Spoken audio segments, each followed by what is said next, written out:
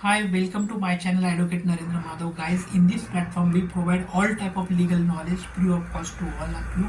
ये चैनल के माध्यम से आप लोगों को, आम जनता को भारतीय संविधान के साथ साथ भारत की पूरी कानूनी धाराएं, पूरी कानून की जानकारी फ्री ऑफ कॉस्ट देने का काम हम करते हैं। तो आप सभी का दायित्व बनेगा कि ये चैनल को लाइक करो, सब्सक्राइब करो, क्योंकि ये चैनल को लाइक करेंगे, सब्सक्राइब करेंगे तभी ही आपको ये चैनल आपको फ्री ऑफ कॉस्ट देखने को मिलेगा। तो please like it, subscribe it. दोस्तों, इमिग्रेशन लॉ की जो जो धारा है, इमिग्रेशन लॉज की जो जो एक्ट है, उसके बारे में हम बात कर रहे हैं।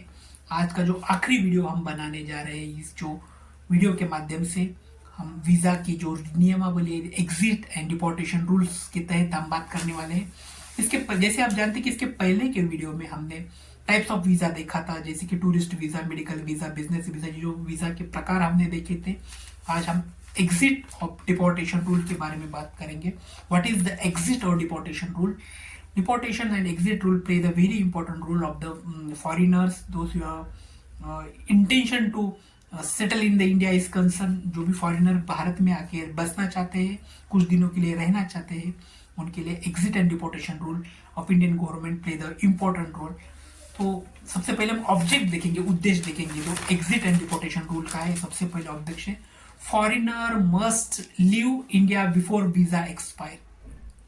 Foreigner must leave India before visa expire. जो भी फॉरेनर व्यक्ति है, भारत में आके बसता है, तो उससे पहला उनका उद्देश्य होता है कि वो फॉरेनर ने भारतीय कंट्री जो है वो छोड़ना चाहिए कब? जब उसका वीजा खत्म होता है, उसके वीजा की जो तारीख होती है वो खत्म होंगी, उससे पहले ही foreigner must leave in India before visa expire. Okay, second part is that overstay beyond the permitted period is an offense under section 14 of the Foreigners Act.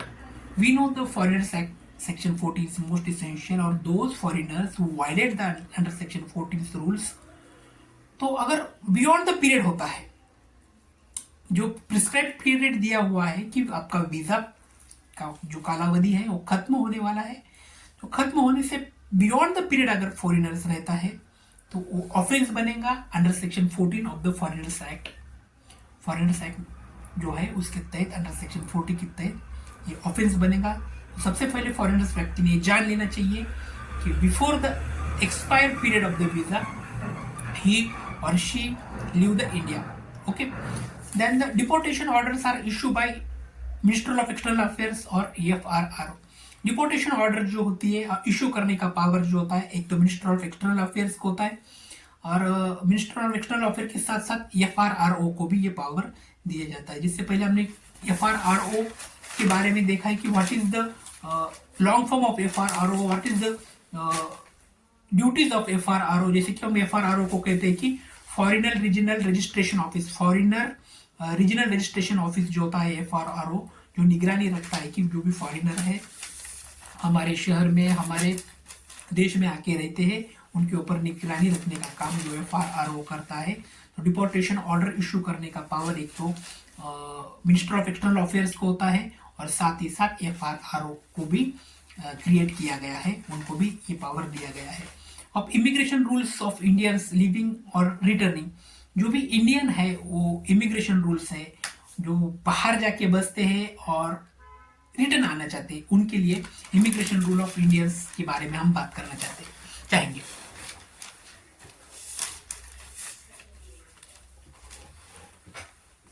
अब ये जो इमिग्रेशन रूल्स है, it is only for the Indians, those who are living और returning in India.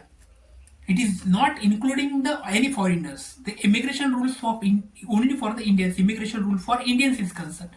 Those who are living or returning into India. Indian must hold a valid Indian passport under the Passport Act 1967. अब जो Indian passport act 1967 का जो act है, उसका provision, उसका object के तहत हम आने वाले दिनों में एक बहुत बड़ा और बहुत इंपॉर्टेंट वीडियो हम बनाएंगे, क्योंकि इमिग्रेशन की जो भी वीडियो सीरीज है वो बहुत बड़ी है। तो ये पासपोर्ट एक्ट 1947 की बहुत सारी धाराएं एक वीडियो के माध्यम से नहीं देख सकते, तो इसके लिए हम अलग सा वीडियो बनाएंगे। तो मेन उद्देश्य जो है, Indian must valid passport under the passport act 1967। अगर जो भी भारतीय है, भारतीय बाहर की कंट्री में जाकर बसना चाहते हैं तो उनके लिए they must be valid Indian passport, उनके साथ इंडियन का वैलिड पासपोर्ट होना, वीजा होना इंपॉर्टेंट होता है। उसके बाद immigration check require for workers going to specific countries for employment. जो भी ईसीआर की जो भी रूल होते हैं कि इमिग्रेशन चेक रिक्वायरमेंट होते हैं, जो इमिग्रेशन चेक रिक्वायरमेंट जो बॉडी होती है, इनका मूल उद्देश्य जो होता है इमिग्रेशन चेक रिक्वायरमेंट का, for worker going to the specific countries such as the Gulf countries concern under the immigration act 1983। जैसे हमने पहले देखा कि इमिग्रेशन के जो सबसे पहले जो एक्ट थे वो ब्रिटिशर ने क्रिएट किए थे। After the independent we create the immigration act, passport act 1967, then we create the immigration act 1983। 1983 का जो इमिग्रेशन एक्ट भारत सरकार द्वारा बनाया गया है, उसके तहत इमिग्रेशन चेक रिक्वायरमेंट ईसीआर बहुत ज्यादा इंपॉर्टेंट रहता है। किसके लिए? तो worker going to the specific country for the employment. जैसे हम करते हैं कि जो गल्फ कंट्री होती है, जैसे कि यूनाइटेड अरब एमिरेट्स जैसे रहती है, सऊदी अरब जैसी कंट्री है, सूडान जैसी कंट्री है, ईरान इराक जैसी कंट्री है, जो गल्फ कंट्री है, गल्फ कंट्री के लिए अलग सी जो भी चेक रिक्वायरमेंट रहती है, इमिग्रेशन चेक रिक्वायर्ड ईसीआर जो बॉडी रहती है अंडर द इमिग्रेशन एक्ट 1983। जो ना इमिग्रेशन एक्ट 1983 की जो धारा है उसके अलग सी कुछ धारा है इसके तहत अलग सी रख गई है।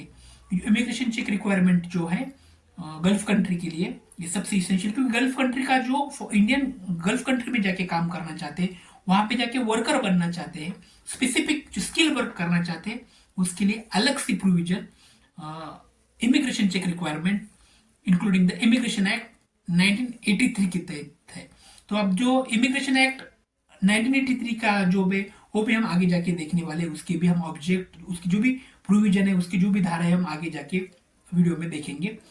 उसके साथ साथ भी हम और ज्यादा इमिग्रेशन के सबसे इंपॉर्टेंट चंद दिनों में देख रहे हैं कि जो न्यू डेवलपमेंट्स हो गई है, जैसे कि ई वीजा प्रणाली अब आ चुकी है, कि जो ई वीजा सिस्टम जो है तो introduce for tourist, business persons and medical visitors for 180 और 160 कंट्री प्लस कंट्रीज।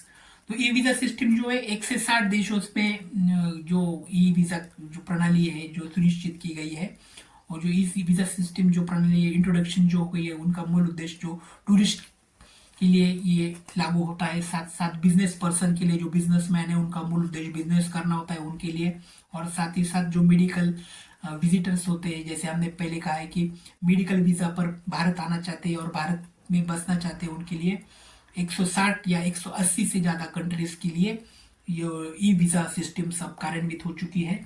तो ये भी एक अलग सा न्यू अपडेट इमिग्रेशन एक्ट के तहत हमें देखने को मिलता है। उसके साथ साथ सबसे इंपॉर्टेंट कंसेप्ट अब हम देखने वाले वो है OCI, overseas citizen of India. तो OCI जो होता है, overseas citizen of India, is most essential. किसे OCI कहते हैं? तो OCI allows life time visa free entry and residence for the foreign nation of Indian origin. जो OCI सर्टिफिकेट जैसे रहते हैं कि allows life time visa free entry and residence for foreign Nations of Indian origin. जो OCI जो overseas Indian citizen जो रहते हैं उनको पूरी जिंदगी भर वीजा फ्री एंट्री मिलती है, और फॉरेन नेशंस में इंडियन ओरिजिन के लिए उन्हें इंडियन गवर्नमेंट अलाउ करती है। तो OCS कार्ड के लिए जो जो रिक्वायरमेंट है वो हम अलग से वीडियो के माध्यम से देखेंगे। उसके तहत OCI का कुछ नए एक्ट्स, नए अमेंडमेंट जो भी आए हैं उसके तहत हम आगे जाके बात करेंगे। दोस्तों, ये जो इमिग्रेशन एक्ट की सीरीज है यहाँ पे खत्म होगी। इसके माध्यम से हम आम लोगों को इमिग्रेशन की जो भी इम्पोर्टेंस एक्ट है उसकी जानकारी देने का कार्य हमने किया है। अगर आपको चैनल अच्छा लगेगा, वीडियो अच्छा लगेगा तो प्लीज़ लाइक करेंगे, सब्सक्राइब करेंगे, और आने वाले दिनों में हम और अलग अलग नए नए प्रणाली के नए नए तरीके के वीडियो आप लोगों को लेके आएंगे। Thanks for watching, thank you so much.